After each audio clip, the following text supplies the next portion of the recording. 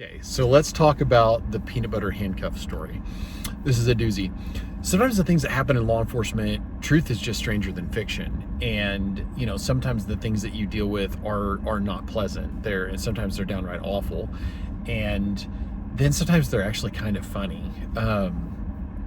So out with a gentleman that I am fortunate to be friends with and to chaplain, doing some life together. We see a deputy on the side of the road dealing with somebody, and the guy was drunk and probably high that he was dealing with. So we pull in to check on him, and as we're coming up to help, the subject in question is out of control and causing problems, and he's about to go into handcuffs. So the deputy's like, "Turn around, put your hands behind your back, you're under arrest."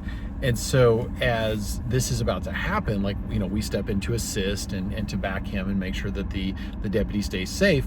And so I end up with an elbow and a wrist, and my partner reaches in to grab thumbs and hand, the bottom of the fingers. That's how he was trained. So he's center. This other deputy's going to come in the side. Different handcuffing techniques. It's just how it works. So I've got good solid control over the guy. He goes for the thumbs and the fingers. He jerks his hand back, and he puts his hand back down there, and he looks at me and he's like, "In a minute, I am going to need hand sanitizer." And I was like, "Oh no!"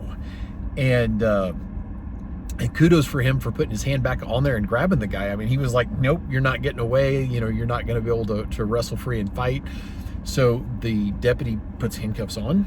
And I run back to the car once the suspect is secured, and I grab hand sanitizer, and this gentleman puts his hands out like this, and I just baste his hands in hand sanitizer, and he cleans them. Well, he ends up figuring out it was peanut butter. The guy had been apparently using his hand to eat peanut butter out of a jar, is my guess. And so he was thankful to not have actually gotten human waste on his hands, which is completely understandable.